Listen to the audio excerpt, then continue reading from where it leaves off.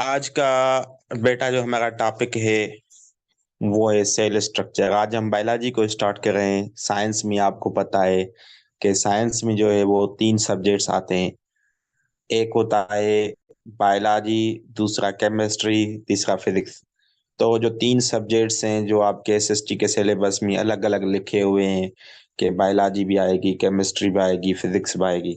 तो सबसे पहले हम बायोलॉजी को स्टार्ट करते हैं, क्योंकि यहाँ पे कुछ नहीं लेकिन बहुत सारे स्टूडेंट इंजीनियर भी हैं जिसके लिए बायोलॉजी जो है वो समझना मुश्किल होती है, वो खुद नहीं पढ़ सकते। तो बायोलॉजी को स्टार्ट करेंगे। और बायोलॉजी का जो बेस है, जो बुनियाद है, वो क्या है? Living thing. और जो लिविंग थिंग का बुनियाद है वो कौन सी चीज़ है? सेल है। सेल जो है वो क्या है? ये कोई भी जो जिंदा चीज है, लिविंग है, कोई भी ऑर्गेनिज्म है, उसका जो जिंदगी का बेसिक यूनिट है, हम उसको क्या बोलते हैं? सेल बोलते हैं। तो आज जो हमारी डिस्कशन है वो कंप्लीट सेल के ऊपर होगी। सेल क्या होता है, सेल में क्या क्या आता है, उसकी स्ट्रक्चर पे आएंगे, एंड सेल के फंक्शंस कौन से होते हैं इसके हवाले से हम डिस्कस करेंगे। और बायोलॉजी में जब भी कोई टीचर पेपर बनाता है, सीएसएस का हो, पीएमएस का हो, वन पेपर हो, फेडरल पब्लिक का हो, या चाहे सेंट्रल पब्लिक सर्विस कमीशन का हो, तो उसके माइंड में जब भी बायोलॉजी का नाम आता है तो सेल उसके माइंड में ऑटोमेटिक आ जाता है, क्योंकि सेल जो है वो बायोलॉजी का बुनियाद है। तो हम बुनियाद से ही बायोलॉजी को स्टार्ट करें, और इसमें से मुझे होपफुली उम्मीद है कि 2 से 3 क्वेश्चंस तो आएंगे। नहीं तो 1 से 2 क्वेश्चंस तो लाजमन आएंगे। हो सकता है ज्यादा भी आ सकते हैं, लेकिन क्योंकि ये बेसिक टॉपिक है बायोलॉजी का, लेकिन आए या 2 आए 3 आए उससे हमारा कुछ नहीं है। हमें जो है वो उसको समझना है। एक क्वेश्चन की भी हमारे लिए बड़ी वैल्यू होती है। तो सेल स्ट्रक्चर एंड फंक्शंस आज के टॉपिक का ये नाम है। सबसे पहले हम आते हैं सेल पे। सेल होता क्या है? A cell is the smallest unit that is capable of performing life functions। जो भी हमारी जिंदगी के काम हैं, फंक्शंस हैं, उसको परफॉर्म करने का एक यूनिट होता है जो लाइफ के काम को परफॉर्म करता है, उसको हम क्या बोलते हैं? सेल बोलते हैं। जो हमारी लाइफ होती है, एक इंसान है, वो भी सेल से शुरू होता है, सेल से ही बनता है। मतलब जो जिंदगी का वजूद है वो सेल से आता है। और सेल के अगर ऑप्शंस आ जाएं कि सेल क्या है, वहां पे ऑप्शंस दे सकते हैं। Cell is the basic unit of life, cell is the fundamental unit of life, या cell is the structural unit of life. 3 options दे सकते हैं। फिर आपको फोर्थ में नन ऑफ दिस देंगे, और ई ऑप्शन भी दे सकते हैं, ऑल ऑफ दिस। तो आप किसको टिक करेंगे? Cell is the basic unit of life, A option. B है fundamental unit of life, C है structural unit of life, D में है नन ऑफ दीज, ई में है ऑल ऑफ दीज। तो आप किसको टिक All करेंगे? कौन सा आपके ख्याल में सही है? All of all of these. All of these होगा? बेसिक यूनिट नहीं होगा? सर ऑल ऑफ दीज होगा। All of these. All of these होगा? ऑल ऑफ दीज होगा तो मुझे बताएं कि ये जो है वो स्ट्रक्चरल यूनिट कैसे, या फंक्शनल यूनिट कैसे? कोई बता सकता है?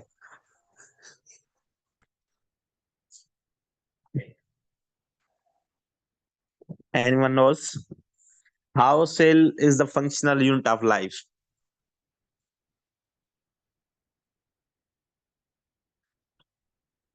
सर कि सेल सेल जो है वो बॉडी में मुख्तलिफ फंक्शंस जो है परफॉर्म करवाने में मदद करता है, तो इसीलिए हम बोल सकते हैं इसे। कैसे, कुछ पता है ना? कि मैं कहूँगा वाकई ये जो है वो वाकई फंक्शनल यूनिट है।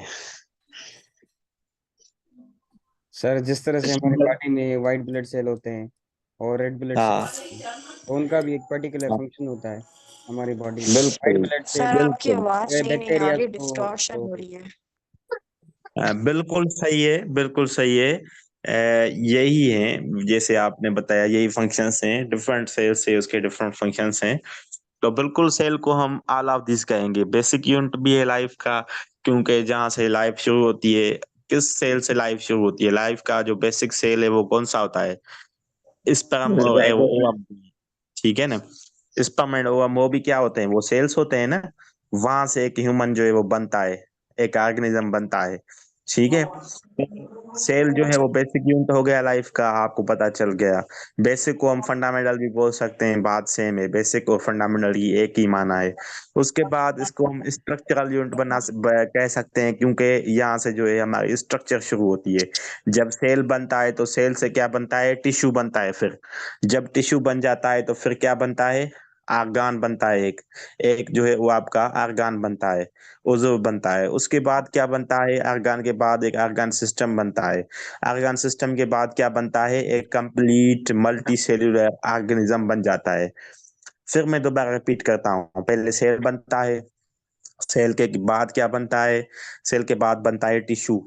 टिश्यूज जब कंबाइन होते हैं तो क्या बनाते हैं, आर्गान। आर्गान कौन सा है, मतलब कोई भी जैसे आपका ब्रेन है, एक आर्गान है। ठीक है, आपका जो है वो हैंड है, एक आर्गान है। ठीक है, आपकी हार्ट है, एक आर्गान है। तो ये सारे आर्गान है। आर्गान का भी एग्जांपल वो पूछ सकते हैं, क्योंकि ये बेसिक क्वेश्चन हैं। और एसएसटी को ये इतनी बड़ी पोस्ट नहीं है कि वो बहुत डीप में जाएंगे। बेसिक क्वेश्चंस भी कर सकते हैं आपसे, लेकिन आपके माइंड में होने चाहिए कि आर्गान क्या होता है। और उसके बाद आर्गान सिस्टम होता है। आर्गान सिस्टम उसको उसको कहते हैं जिसमें डिफरेंट आर्गान्स हों, 2 से 3 4 5 कितने भी मतलब आर्गान्स मिलके एक सिस्टम बनाएंगे, उसको हम क्या बोलेंगे कि ये आर्गान सिस्टम है। जैसे हमारा एक सर्कुलेटरी सिस्टम है। सर्कुलेटरी सिस्टम को आपको पता होगा, जो हमारा ब्लड का सिस्टम, तो उसमें क्या क्या आता है। सर्कुलेटरी सिस्टम में आपकी हार्ट भी आती है, आपका ब्लड भी आ जाता है। ठीक है, तो देखें डिफरेंट इसमें जो है वो आपके आर्गन्स यूज हो रहे हैं। आपकी पार्टी भी आ जाती है, जो मतलब ब्लड वेजल्स हैं वो भी आ जाती हैं। तो ये सारी मिलके क्या बनता है, सर्कुलेटरी सिस्टम। तो इसी तरह से स्केलेटल सिस्टम है, तो उसमें भी देखें कितने मतलब जो है वो बोन्स हैं, कितने जो है वो स्केलेटन हैं, जो मिलके वर्टिब्रे हैं, वो एक स्केलेटन सिस्टम बनाते हैं। या ग्लैंड्स का होता है एंडोक्राइन सिस्टम। तो एंडोक्राइन सिस्टम में एक ग्लैंड तो नहीं होता है, बहुत सारे होते हैं। ठीक है, तो मतलब कहने का एक आर्गन सिस्टम होता है। उसके बाद जब मुख्तलिफ आर्गन सिस्टम, मतलब circulatory system, endocrine system, nervous system, उसके बाद डाइजेस्टिव सिस्टम जैसे आपका है, तो ये भी क्या है, आर्गन सिस्टम है, डाइजेस्टिव सिस्टम, जिसमें क्या क्या होता है, आपका इंटेस्टाइन आ जाता है, आपका स्टमक आ जाता है, आपकी इसोफेगस आ जाती है। ठीक है, तो ये सारे मिलकर क्या बनता है, डाइजेस्टिव सिस्टम। तो डाइजेस्टिव सिस्टम क्या हो गया, ये हो गया। और स्टमक क्या है, स्टमक एक आर्गान है। स्टमक, इंटेस्टाइन, ये सारे आर्गान मिलके क्या बनाते हैं, ये आर्गान सिस्टम बनाते हैं। जब आर्गान सिस्टम है, डाइजेस्ट सिस्टम, जैसे हमारे बॉडी में 7 मेन सिस्टम्स होते हैं, वो जब 7 मेन सिस्टम्स बन जाते हैं तो फिर क्या बनता है, फिर एक मुकम्मल इंसान बन जाता है, ह्यूमन बन जाता है, एक ऑर्गेनिज्म बन जाता है। कोई भी ऑर्गेनिज्म हो, लाजमी नहीं है कि ह्यूमन हो। ठीक है, तो कोई भी हो सकता है, एनिमल हो सकता है, बर्ड हो सकता है। तो इसी तरह से हम कह सकते हैं कि सेल वाकई बेसिक यूनिट ऑफ लाइफ है, फंडामेंटल यूनिट ऑफ लाइफ है, स्ट्रक्चरल यूनिट ऑफ लाइफ है, फंक्शनल यूनिट ऑफ लाइफ है। और अभी सेल जो है वो किसके मदद से जो है वो दरियाफ्त हुआ था। लेवन हुक ने जो है वो आपकी फर्स्ट माइक्रोस्कोप इजाद की थी लिविंग सेल के लिए। उसने सिंपल माइक्रोस्कोप की मदद से जो है वो सेल को देखा था। उसके बाद ये है कि microscope, Robert Hooke first used his compound microscope to view thinly slide cork cell.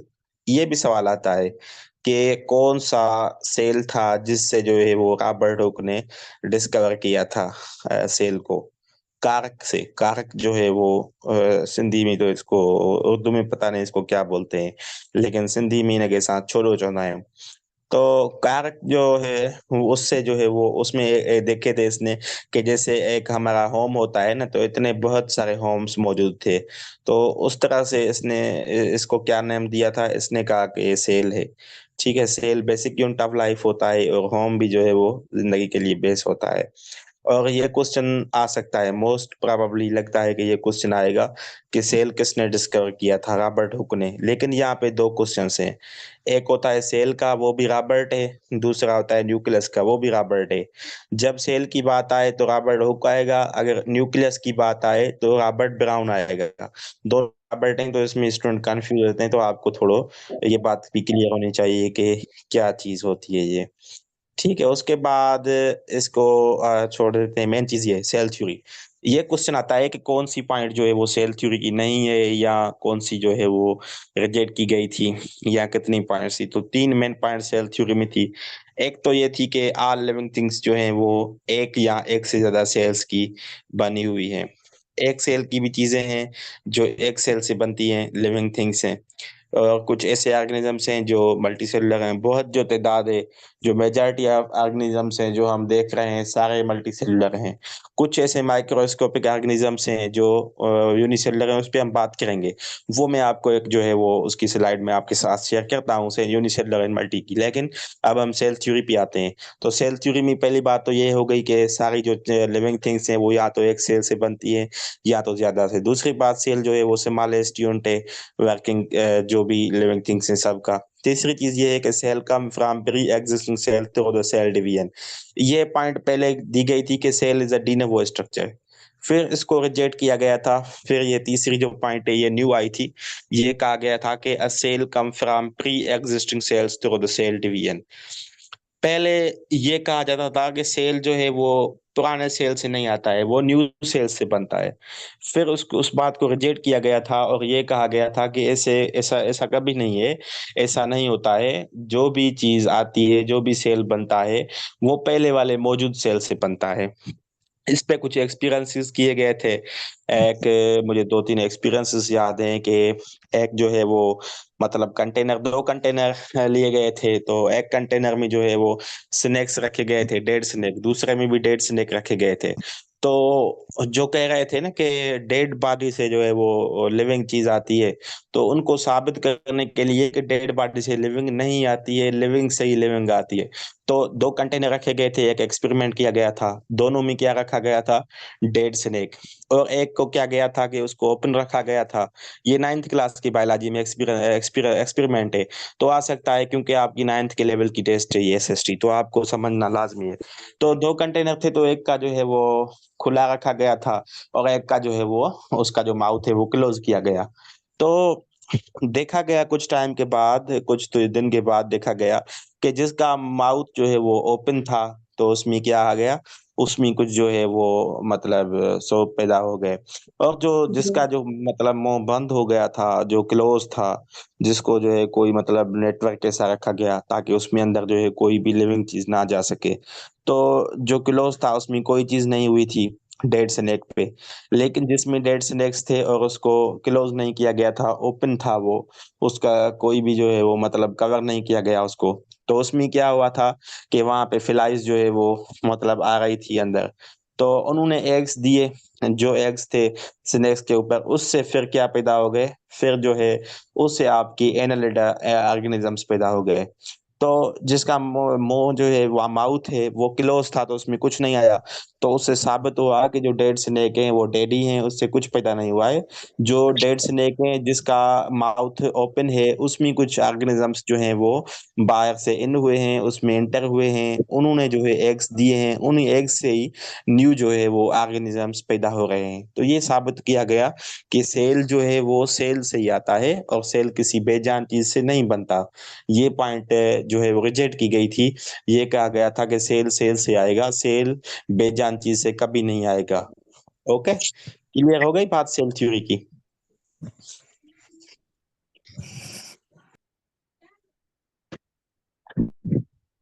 ये क्लियर हो गई बात बेटा?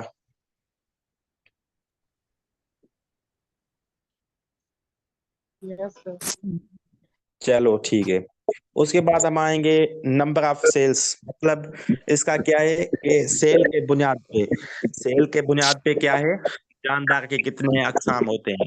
On the basis of cells, ये एमसीक्यूज भी आ सकता है। तो सेल्स की बुनियाद पे जो जो जानदारों के अकसाम होते हैं वो 2 होते हैं। एक होते हैं यूनिसेलुलर, एक होते हैं मल्टी सेलुलर। यूनिसेलुलर का मतलब होता है कि उनका जो है वो एक सेल होता है। मल्टी सेलुलर मतलब वो ऑर्गेनिजम्स जिसमें ज्यादा सेल होते हैं। मुझे कोई बता सकता है कि यूनिसेलुलर ऑर्गेनिजम्स कितने होते हैं या कौन कौन से होते हैं? तो बैक्टीरिया होता है, अमेबा होता है, और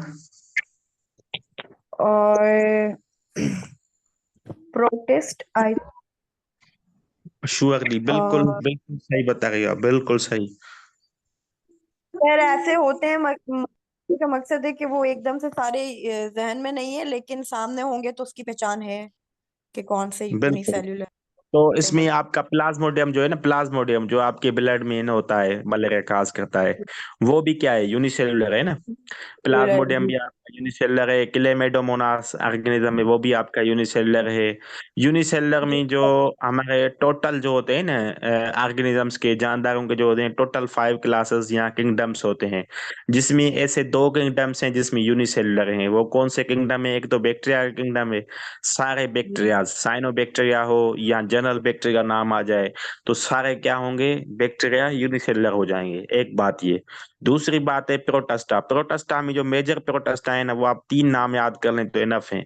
और इंशाल्लाह अगर क्वेश्चन आएगा तो उससे ही आएगा। उसमें एमोबा हो गया, क्लेमेडोमोनास हो गया, प्लाज्मोडियम हो गया। तो ये 3 नाम याद कर लें और इसके अलावा बैक्टीरिया याद कर लें, ये 4 नाम याद कर लें।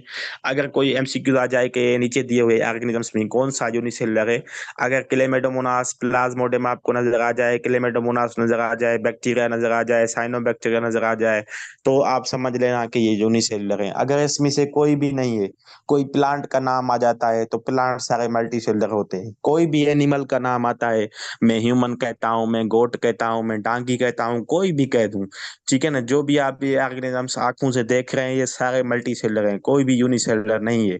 यूनिसेलुलर माइक्रोस्कोपिक होते हैं, जो आप देख ही नहीं सकते हैं। तो ये बात याद कर लें। तो यूनिसेलुलर और मल्टी सेलुलर ऑर्गेनिजम्स में ये डिफरेंस होता है। तो आप मुझे बताएं, आप में से किसी ने सेल देखा है? सेल? Yes sir. गुड। हेन का जो एग होता है ना, ये क्या होता है? ये भी एक सेल होता है। तो सेल का कभी कभी ये क्वेश्चन आता है कि सेल का शेप क्या होता है। तो सेल जो है वो आपका स्फेरिकल शेप का भी हो सकता है, और राउंड शेप का भी हो सकता है, ठीक है, ओवल शेप का भी हो सकता है। तो सेल के जो है वो डिफरेंट शेप्स होते हैं, कोई एक फिक्स शेप नहीं होता। क्वार्टर शेप जैसे होता है, आप क्या बोलते हैं उसको, सर्कुलर शेप, सर्कल शेप जैसा, ठीक है, वो भी हो सकता है। मतलब इसके डिफरेंट शेप्स होते हैं, कोई फिक्स्ड शेप एक कोई भी नहीं होता कि ये मैं बता दूं कि ये शेप है, बस आप ये याद कर लें। तो ये इसके शेप जो है वो वेरी करते हैं। जैसे प्लांट सेल होता है तो प्लांट सेल की अलग शक्ल होती है, एनिमल सेल होता है तो एनिमल सेल की अलग शक्ल होती है, उसकी बिल्कुल स्ट्रक्चर अलग होती है। लेकिन वो बाद में हम बात करेंगे, जब हम स्ट्रक्चर पढ़ लेंगे सेल की, फिर मैं आपको बताऊंगा कि एनिमल और प्लांट सेल में क्या डिफरेंस होता है। तो ये क्लियर हो होता है। गया? जी हाँ। गुड। और अभी हम आएंगे सेल के, एक तो नंबर के बुनियाद पे 2 सेल हो गए, यूनिसेलुलर और मल्टी सेलुलर। अब हम आएंगे दूसरे सेल की, जो है वो 2 कैटेगरीज हैं, दूसरी 2 कैटेगरीज हैं सेल की। एक होता है यूकेरियोटिक सेल, एक होता है प्रोकैरियोटिक सेल। तो प्रोकैरियोटिक सेल में सिर्फ और सिर्फ क्या आता है? बैक्टीरिया आता है, जिसमें प्रोकैरियोटिक सेल होता है, बैक्टीरिया एंड साइनोबैक्टीरिया।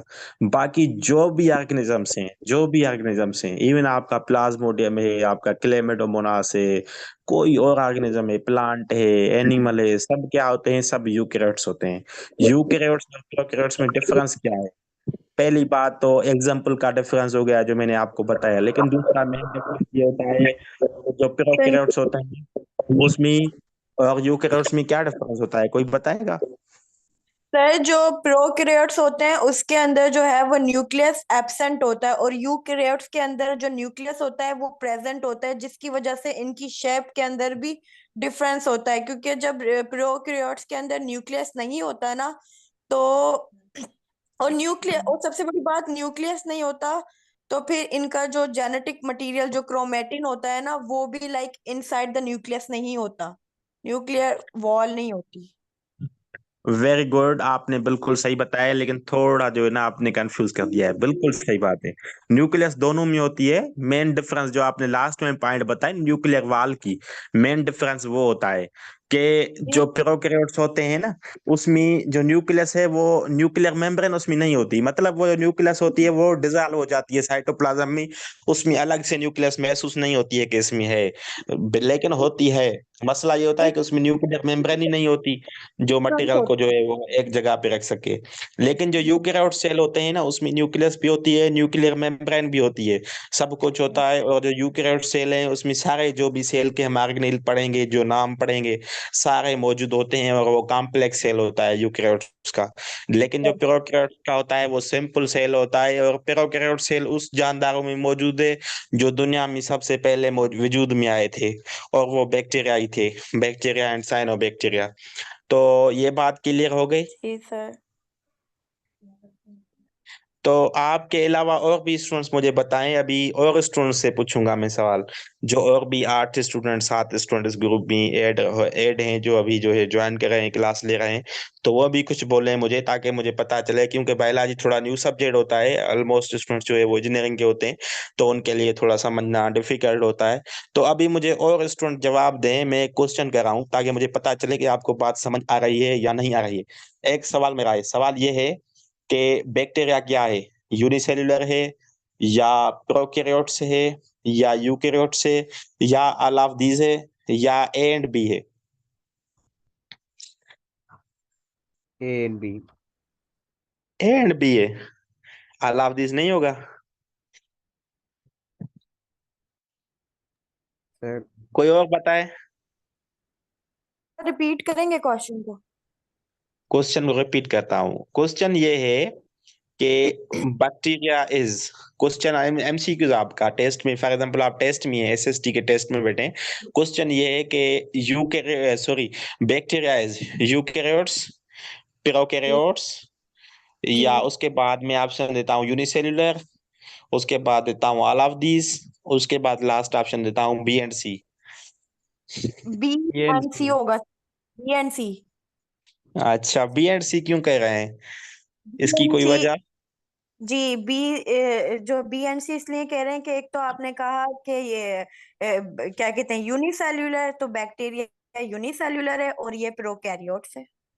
उसामा बताएगा, उसामा इसमें क्या होगा सही?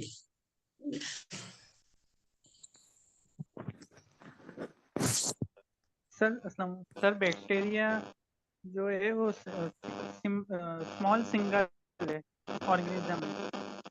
हाँ, तो इसमें से कौन सा ऑप्शन सही होगा जो मैंने ऑप्शंस दिए थे? यूकैरियोट्स।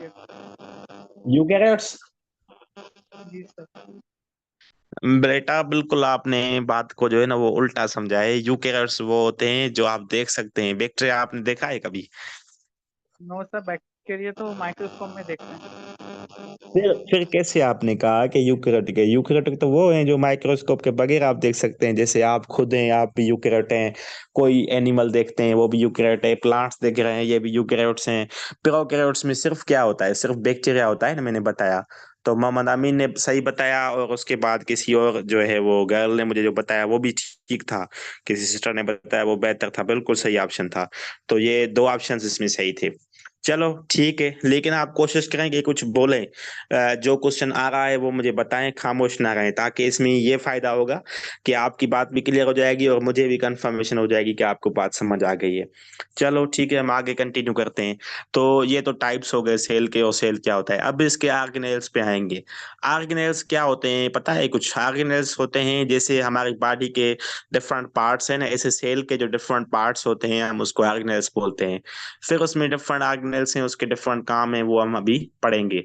और हम यूकेरियोट्स के जो भी हैं वो पढ़ रहे हैं इसमें। और प्रोकैरियोट्स और यूकेरियोट्स का ये डिफरेंस भी है, आप देख रहे हैं आपके सामने सेल है, ये बैक्टीरिया का सेल है जो प्रोकैरियोट्स है, और उसके अलावा ये किसी एनिमल का सेल है, ये क्या है, यूकेरियोट है। या प्लांट का सेल है तो जो वो भी यूकेरियोट होता है। मुझे कोई बता सकता है कि ये जो यूकेरियोट सेल है ये किस चीज का हो सकता है आपके ख्याल में? एनिमल का है, प्लांट का है?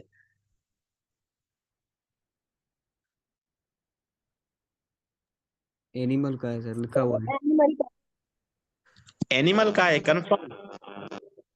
यस सर, लग तो एनिमल का ऐसा है। ये सर लिखा हुआ है। लिखा बिल्कुल, हुआ वेरी गुड, लिखा वेरी हुआ गुड, तो वेरी। मैंने उसके स्ट्रक्चर को देखा है, तो एनिमल का है। Very good, very good, good. ये एनिमल का है और वो प्रोकैरियोट बैक्टीरिया का है, ठीक है। तो प्रोकैरियोट सेल की हमने बात कर ली है, मैंने आपको बता दिया है क्या होता है, उसको समझाने की दोबारा जरूरत नहीं है। और यूकैरियोट्स का भी मैंने आपको बता दिया है, प्लांट सेल है, एनिमल सेल है, ये सारे यूकैरियोट्स होते हैं। अब हम आएंगे सेल की स्ट्रक्चर पे। तो सेल की जो स्ट्रक्चर होती है, तो उसमें हम क्या पढ़ते हैं, सेल की जो है वो सेल कैसे बनता है, एक जो मुकम्मल सेल होता है उसमें क्या क्या होता है, उसको हम कैसे फर्दर जो है वो डिवाइड कर सकते हैं। जैसे ह्यूमन बॉडी के अगर स्ट्रक्चर पे हम आए ना, इंसान की स्ट्रक्चर क्या है, उसमें दो आंखें हैं, एक कान, दो कान हैं, ठीक है, दो हैंड्स हैं, दो जो है वो पाँव हैं। तो ये क्या हो गया, एक स्ट्रक्चर हो गया। तो इसी तरह से हम सेल की भी स्ट्रक्चर पढ़ेंगे कि सेल में क्या क्या होता है, कैसे एक कंप्लीट सेल बनता है, उसकी जो है हम फर्दर क्लासिफिकेशन करेंगे। तो सेल स्ट्रक्चर में आएंगे तो सेल के कितने पार्ट्स होते हैं, कोई बता सकता है क्विकली? सर सेल के तो कितने पार्ट्स होते हैं। सबसे पहले तो सेल मेम्ब्रेन होती है, जो कि उसको जो है वो मतलब मेम्ब्रेन है, वो बाउंड्री है सेल की, और उसके अंदर जो है वो न्यूक्लियस होता है। न्यूक्लियस के अंदर जो है वो राइबोसोम्स होते हैं, और इसके अलावा लाइसोसोम होता है, राइबोसोम्स होते हैं, और माइटोकॉन्ड्रिया होता है, जिसको power house of the cell कहते हैं, जिसमें जो इनफ है। Enough enough, it's enough, it's enough. मैंने पूछा आपसे कि सेल के कितने पार्ट्स होते हैं। जब ये सवाल आ जाए ना कि सेल के कितने पार्ट्स हैं, तो उसमें आप राइबोसोम या माइटोकॉन्ड्रिया का बेशक नाम ना लें, क्योंकि वो तो साइटोप्लाज्म के ही पार्ट्स हैं ना।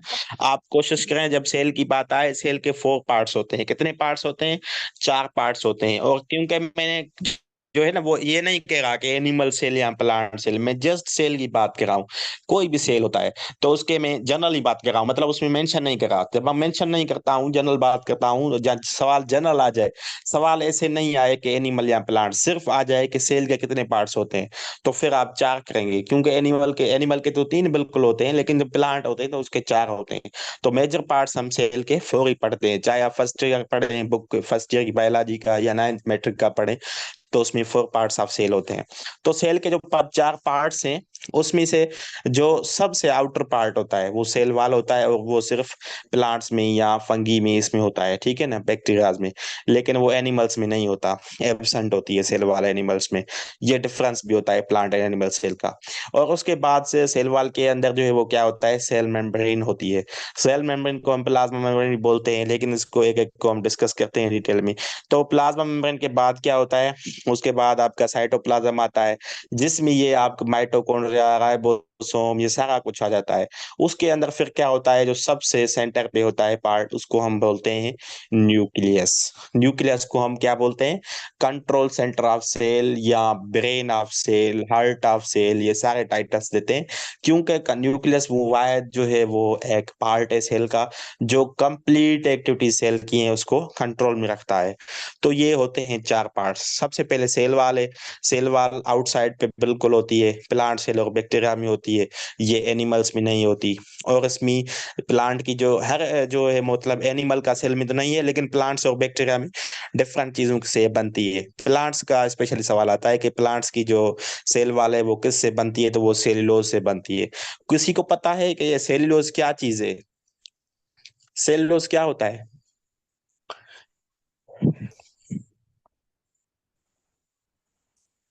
Anyone sir nose?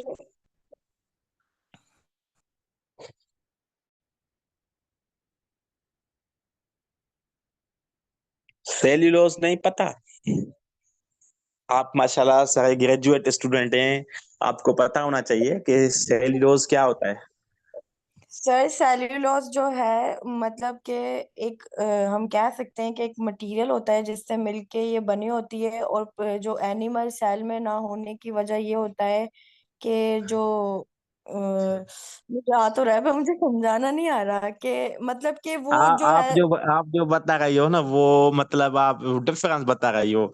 मैं डिफरेंस नहीं पूछ रहा, मैं जस्ट पूछ रहा हूँ ये कौन सी मुसीबत है, ठीक है, सेल्यूलोज। तो सेल्यूलोज जो है ना, क्या वो कोई फूड है, क्या कोई वो मीट है, कौन सी चीज है? तो सेल्यूलोज जो है वो एक प्लांट है, ठीक है, प्लांट्स में होता है। लेकिन है क्या? सेल्यूलोज है कार्बोहाइड्रेट। क्या है? कार्बोहाइड्रेट। बायोमॉलिक्यूल्स होते हैं ना, उसमें हमारा लिपिड आ जाता है, हमारे प्रोटीन आ जाती है, हमारे कार्बोहाइड्रेट्स होते हैं। कार्बोहाइड्रेट्स वो होते हैं जो स्वीट होते हैं, ठीक है। जो भी हम स्वीट चीजें खाते हैं उसमें कार्बोहाइड्रेट मौजूद होते हैं, और जो प्लांट्स होते हैं उसमें भी कार्बोहाइड्रेट मौजूद होते हैं। तो सेल्यूलोज क्या है? सेल्यूलोज एक कार्बोहाइड्रेट, जस्ट इतना याद कर लें, बस इतना ही आपको याद हो, बाकी ज्यादा डिस्कस नहीं करेंगे, ज्यादा आगे डिस्कस करेंगे इसको। सेल और प्लाज्मा मेम्ब्रेन की बात करेंगे तो ये सेल वाल के बाद होती है, और ये प्लांट सेल में तो सेल वाल के बाद होती है, लेकिन जो एनिमल का सेल है ना, एनिमल के सेल में ये सबसे आउटर मोस्ट लेयर होता है। सवाल आ जाए कि outer most layer of the animal cell कौन सा है, आप सेल मेम्ब्रेन या प्लाज्मा मेम्ब्रेन बोलेंगे। अगर सवाल आ जाए outer most layer of the plant cell, तो फिर आप सेल वाल बोलेंगे। ये डिफरेंस होता है। और ये डबल लेयर होती है, इसके दो लेयर्स होते हैं जिसको हम बाय लेयर भी बोलते हैं। और ये सेल मेम्ब्रेन वाहिद है जो प्लांट्स में भी होती है, एनिमल्स में भी होती है, बैक्टीरिया में भी होती है। और कोलेस्ट्रॉल जो है वो एनिमल सेल में होता है या प्लांट सेल में होता है या बैक्टीरिया सेल में होता है या दोनों में होता है? कोलेस्ट्रॉल का पता है? एनिमल सेल में होता है, प्लांट सेल में, या दोनों में होता है? तो एनिमल सेल में प्लांट में नहीं होता?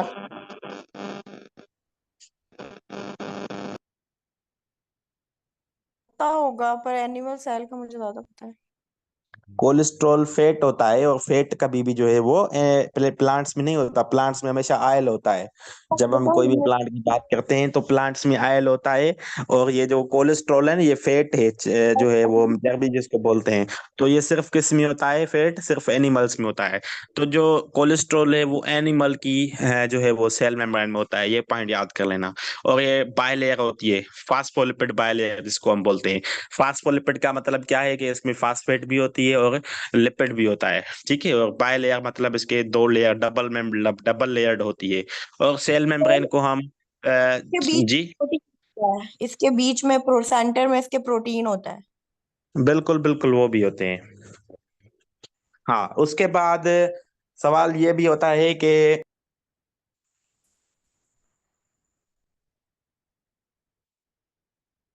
सॉरी फॉर डिस्टरबेंस, सॉरी, अभी हम कंटिन्यू करते हैं बात को, कि क्या बता रहा था आपको? जो लिपिड बायलेयर आपने कहा ना कि सेल वॉल जो होती है वो लिपिड बायलेयर होती है। हाँ हाँ हाँ, तो इसमें आपको क्या कंफ्यूजन थी? कंफ्यूजन कोई नहीं थी, हम कह रहे हैं कि इसके बीच में जो होते हैं वो प्रोटीन्स के चैनल्स भी होते हैं, प्रोटीन्स के बने हुए। बिल्कुल बिल्कुल बिल्कुल, इसमें प्रोटीन होती है, प्रोटीन होती है। उसमें एंडोप्लाज्मिक रेटिकुलम होता है ना, जो कनेक्ट करता है सेल मेम्ब्रेन को और न्यूक्लियस को। और स्मूथ भी होता है, रफ भी होता है, उस पर भी हम आएंगे, उसको भी हम डिटेल में आगे पढ़ेंगे। और प्रोटीन बिल्कुल होती है। उसके लिए एक मॉडल भी आया था, fluid Mosaic model. Yes sir. Fluid Mosaic model आया था, वो किसके हवाले से है? सेल मेम्ब्रेन के हवाले से। और फ्लूइड मोजाइक मॉडल जो आया था ना, वो किसने दिया था? वो दिया था एक साइंटिस्ट था, सिंगर एंड निकलसन। क्या नाम था उसका? Singer and Nicolson. Singer and Nicolson. ऐसे नहीं समझना कि किसी जो है वो सिंगर मतलब ऐसे जैसे सिंध वाले सिंगर्स होते हैं, उसने दिया होगा। ये साइंटिस्ट था, ये कोई सिंगर नहीं था, ठीक है। लेकिन इसका नाम था सिंगर एंड और निकलसन। सेल सेल वॉल का एक पॉइंट है कि सेल वॉल जो होती है वो नॉन लिविंग होती है। बिल्कुल बिल्कुल, actually cell wall non living होती है, ये भले आप याद कर लें, बिल्कुल याद कर लें, सेल वॉल नॉन लिविंग होती है। बिल्कुल यस सर। सही है। और सेल वाल के जो है वो तीन लेयर्स होते हैं, प्राइमरी